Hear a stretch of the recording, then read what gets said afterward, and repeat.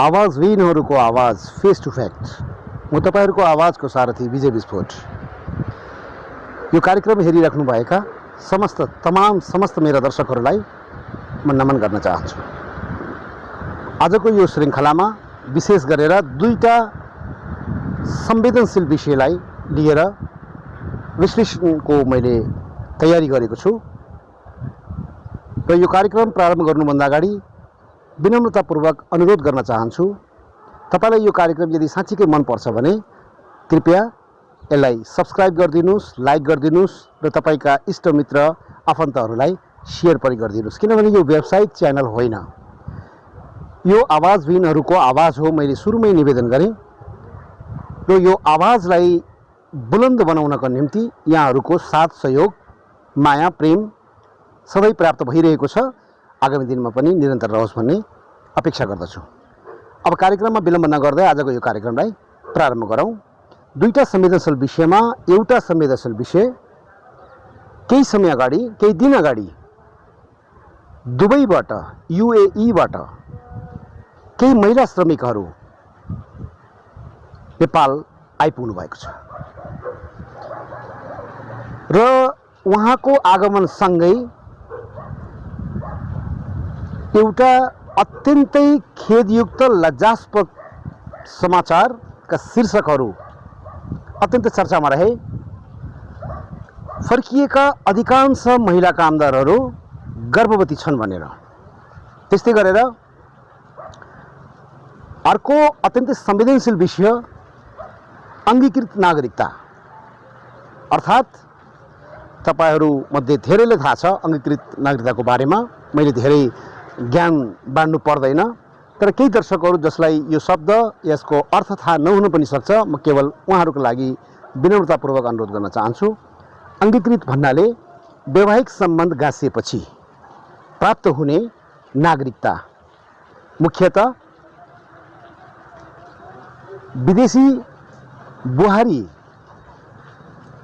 जब नेपाल भित्रिन्छन् उनले प्राप्त गर्ने नागरिकता अङ्गीकृत नागरिकता हो, या नेपाली महिलाले विदेशी पुरुषसँग वैवाहिक सम्बन्ध स्थापित गरेपछि प्राप्त हुने अङ्गीकृत नागरिकता।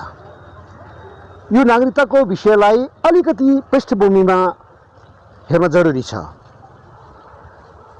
नेपालको नागरिकताका प्रमुख रूपमा तीनटा क्राइटेरियाहरू रहेका छन्। एक, वंशजको आधारमा, अर्थात् जसका पिता पुर्खाको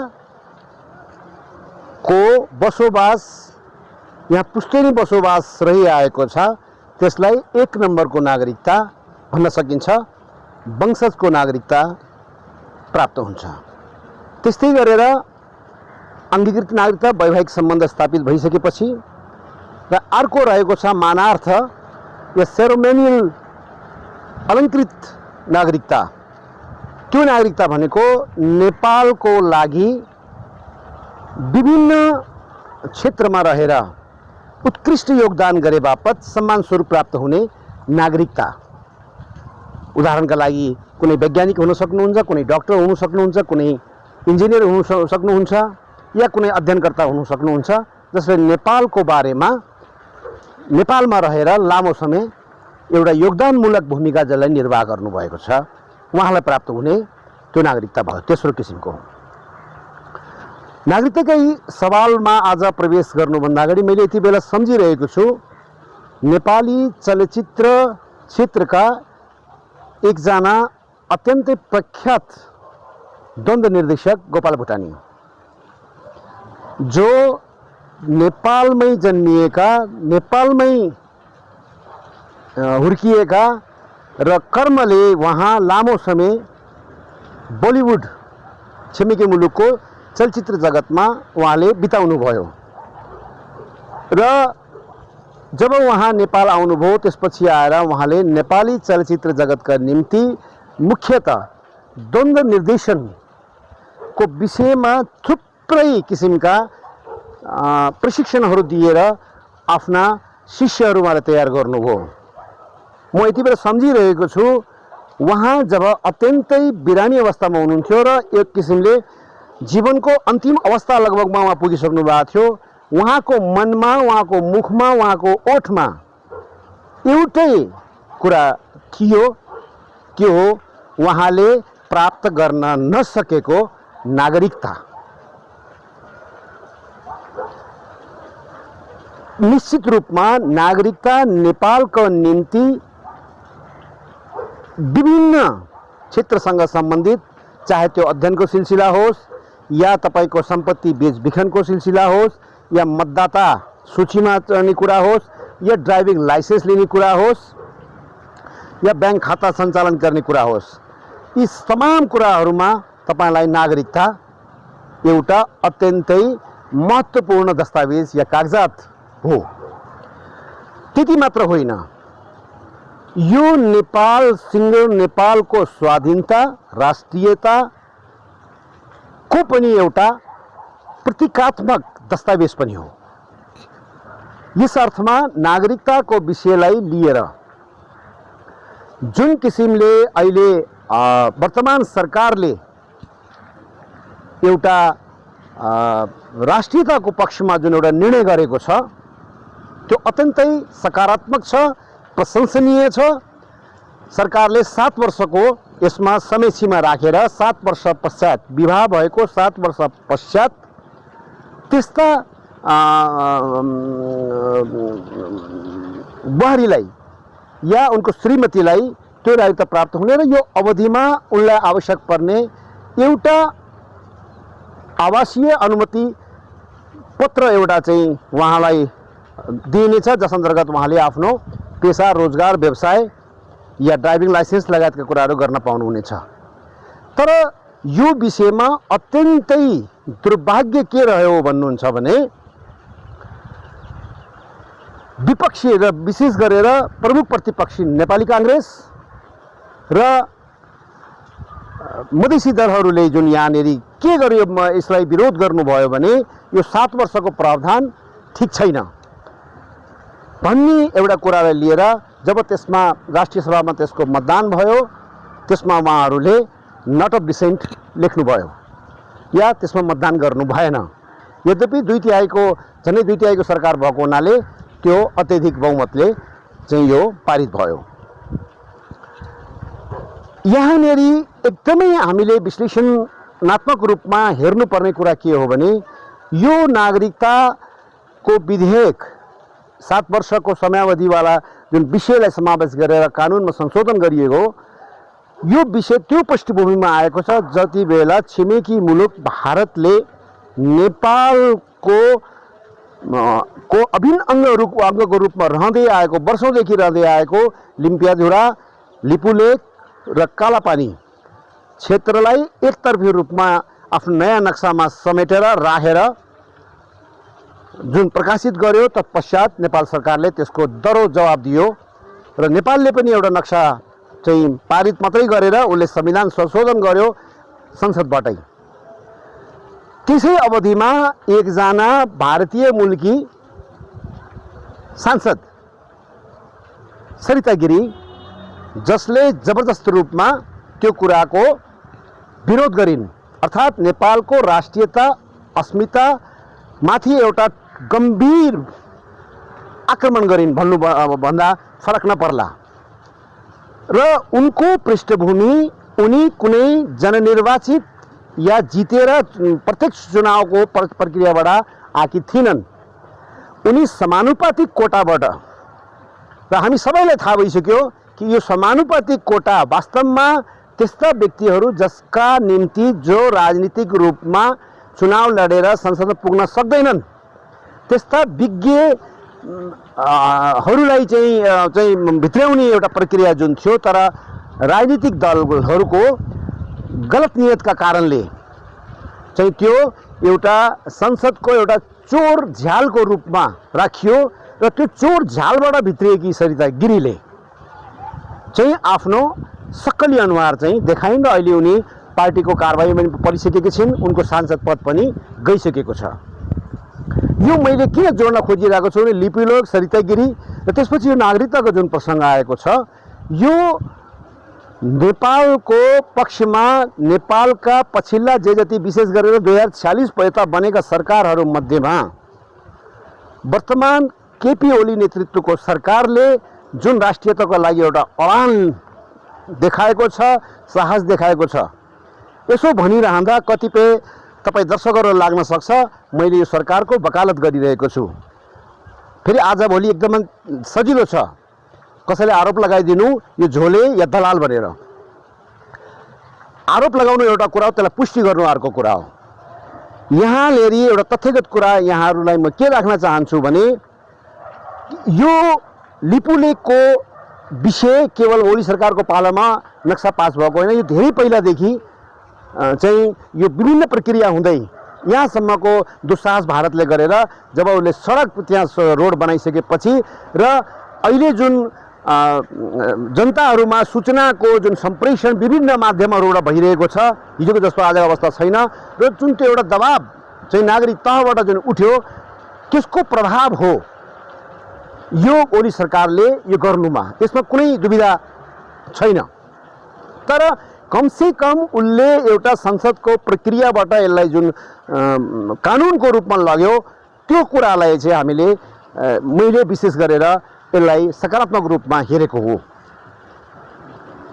यदि तपाईँले योभन्दा अगाडिका मेरा अरू भिडियोहरू हेर्नुहुन्छ भने मैले सरकारका जनविरोधी राष्ट्रविरोधी कामको खुलेर आलोचना गर्दै आइरहेको छु। यो पहिलो श्रृङ्खला हो जहाँ जुनमा मैले जुन विषय राष्ट्रियतासँग, हाम्रो पहिचानसँग, सार्वभौमतासँग, स्वाधीनतासँग, स्वतन्त्रतासँग जोडिएको छ, त्यसै त्यो कुरामा जब सरकारले काम गरिरहेको छ भने त्यसको विरोधको कुनै औचित्य छैन, त्यो केवल विरोधको लागि विरोध हो। जहाँसम्म प्रमुख प्रतिपक्षी दल र मधेसवादी दल उपेन्द्र यादवजीको दलले जुन यसलाई अस्वीकार गरेको छ, यो अरू केही नभएर भोट ब्याङ्कको, किनभने हामीले के बुझेका छौँ भने हाम्रो खुला सिमाना र विशेष गरेर एउटा परम्पराको रूपमा, सांस्कृतिक रूपमा लामो समयदेखि, लामो अवधिदेखि, वर्षौँदेखि चाहिँ यताकी छोरी उता बुहारी भएर जाने र उताकी छोरी यता बुहारी भएर आउने जुन यो परम्परा रहिआएको छ भारत र नेपालको बिचमा, यस अन्तर्गत अधिकांश यो नागरिकताको सरोकार एक नम्बरमा भारतीय सीमासँग जोडिएर रहेका ठाउँहरूमा नै यसको बढी आवश्यकता या प्रभाव छ यसको। त्यसकारणले गर्दाखेरि चाहिँ हरेक कुरालाई कहीँ भोट ब्याङ्कको रूपमा हेर्नु त्यो राष्ट्रको हितमा हुँदैन, जनताको हितमा हुँदैन। यो जसरी लिम्पियाधुरा, कालापानी र लिपुलेकको बारेमा दलहरू एक भएर जुन संसदबाट पारित गरे र आम नेपालीहरूलाई एउटा अत्यन्त गौरव महसुस भयो, खुसी महसुस भयो। अपेक्षा थियो कि ढिलो छिटोमा उहाँहरूले यसलाई स्वीकार गर्नुहुनेछ र यो एकमतले फेरि पनि पास हुनुपर्नेमा त्यो नभएर त्यसमा एउटा ग्याप चाहिँ भएको छ। यद्यपि जसले यसको विरोध गरेको छ यो ठिक छ या बेठिक छ, यो प्रत्येक जनताले मूल्याङ्कन गरिराख्नु भएको छ र आगामी निर्वाचनमा पक्कै पनि यसले एउटा रिजल्ट या त्यसको परिणाम चाहिँ दिने नै छ। यसलाई वाद विवादमा धेरै अल्झाउनु पर्ने खासै कारण छैन। मैले यो लिम्पियाधुराको कुरा उठाउँदाखेरि, यो नालापानीको कुरा, कालापानीको कुरा उठाउँदाखेरि जुन किसिमले यो बारम्बार एउटा कुराको जुन श्रृङ्खलाबद्ध रूपमा जुन कुराहरू आइरहेका छन् त्यसमा मुख्यतः देशमा रहेका सरकारहरूको अडान, यो जो निहुरेर दण्डवत गर्ने यो लम्पसारवादबाट अलिकति यो सरकार मुक्त भएको चाहिँ, मुक्त हुन खोजेको चाहिँ पक्कै हो। त्यसकारणले यो कुरालाई हामीले सकारात्मक रूपमा हेर्नुपर्छ भन्ने मेरो आग्रह रहेको छ। मैले प्रारम्भमा अर्को विषयको चर्चा गरेको थिएँ कि जुन युएईबाट, दुबईबाट जुन गर्भवती महिलाहरू, जुन महिला श्रमिकहरू, कामदारहरू जुन आउनुभयो, अत्यन्त दुःखद छ। आफ्नो क्षणिक भ्युवर बढाउन या आफ्नो सब्सक्राइब बढाउन या अरू कुनै निहित स्वार्थलाई पुरा गर्न जुन किसिमले उहाँहरूको गर्वलाई एक्सपोज गरेर जुन खाले निन्दनीय शीर्षकहरू, अत्यन्तै आपत्तिजनक शीर्षकहरू राखिए र त्यसको आशय के रहेको थियो भने उहाँहरू झन्डै त्यहाँ गएर एक किसिमको प्रशिक्षण गरेर फर्किएको महिलाहरू हुन् भन्ने हिसाबले त्यो कुरालाई एक्सपोज गर्न खोजिएको थियो र त्यसलाई कतिपय सचेत नागरिकहरूले त्यसलाई स्वीकार पनि गर्नुभयो। त्यही सामाजिक सञ्जालहरूमा त्यो पनि देखियो। हुनुपर्ने के थियो पनि लकडाउनको यत्रो लामो अवधिमा महिलाहरू त्यो पनि विदेशमा आफ्नो अवस्था यदि घरको परिवारको राम्रो भएको भए कोही रहरले पनि त्यहाँ जानु भएको छैन। एकाध घुम्न गएकोहरूको कुरालाई लिएर, अपवादका कुरालाई लिएर यसलाई हामीले बुझ्न जरुरी छ कि उहाँहरू आर्थिक रूपमा कमजोर भएर आफ्नो परिवारको, आफ्नो सन्तानको शिक्षा दीक्षा लगायतको भविष्यको निम्ति उहाँहरूले विदेशलाई रोज्नु भएको छ। यो उहाँहरूको बाध्यता हो र उहाँ त्यत्रो अवधिसम्म बस्नु भएको छ।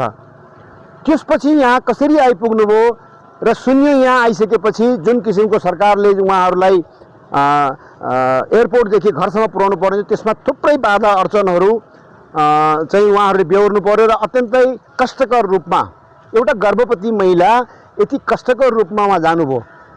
ती लेख्नेहरूले कम्तीमा यति कुरा त बुझ्नुपर्छ कि जो अपराधी हुन्छ त्यसले आफ्नो अपराधलाई लुकाउने देखाउने होइन, गर्व देखिने विषय हो। यदि उहाँहरूले गलत कार्य गर्नुभएको थियो भने उहाँहरूले त्यसलाई निष्कासन गरेर आउनुहुन्थ्यो। त्यो कष्ट बोकेर उहाँ कोही पनि आउनु हुँदैन थियो। र सँगसँगै त्यही भित्र समाचारमा उहाँले आफै पनि लेख्नु भएको छ कि उहाँका पति, उहाँका श्रीमानहरू पनि थिए, कोही भिजिट भिसामाबाट फर्किनु भएको भन्ने कुराहरू पनि त्यही समाचारभित्र थिए। त यो कारणले गर्दा र यहाँनिर अर्को एउटा गम्भीर र संवेदनशील विषय के पनि जोडेर पुगेको छ भने यो सब भइरहँदा नेपाली सञ्चार माध्यमलाई नियमन गर्ने निकाय प्रेस काउन्सिल को आधिकारिक धारणा कमसेकम एउटा व्यक्तिको चरित्र हत्या हुने गरी आएका समाचारमाथि जुन किसिमको कारवाही, प्रचलित कानुन कारवाही हुनु पर्थ्यो, पत्रकार आचार संहिता अन्तर्गत होस् या प्रचलित प्रेस ऐन अन्तर्गतमा होस्, त्यसलाई कारवाहीमा जुन ल्याउन सक्नु पर्थ्यो त्यो आएको औपचारिक जानकारी अहिलेसम्म प्राप्त भएको छैन। आशा गर्छु यो कार्यक्रम मार्फत यदि यो कार्यक्रम सम्बन्धित निकायका सम्बन्धित अधिकारीले हेर्नु भएको छ भने तपाईले अविलम्ब तुरन्तै हदैसम्मको कारवाही उहाँहरूले गर्नुपर्दछ। त्यस्तै गरेर साइबर क्राइम ऐन अन्तर्गत पनि यो मुद्दा चलाउन सक्ने अवस्था छ। सम्बन्धित प्रहरी निकाय, प्रहरी प्रशासनले पनि, स्थानीय प्रशासनले पनि यो विषयमा अविलम्ब चासो लिएर यस्ता किसिमका पत्रकारिताका नाममा कसै व्यक्तिको चरित्र हत्या जस्तो गम्भीर अपराध गर्नेहरूलाई यो छुट दिनु हुँदैन। प्रेस स्वतन्त्रताको अर्थ छाडापन होइन, पारदर्शिताको अर्थ त्यसलाई छर्लङ्ग गर्ने हो, त्यसलाई भाङ बनाउने होइन।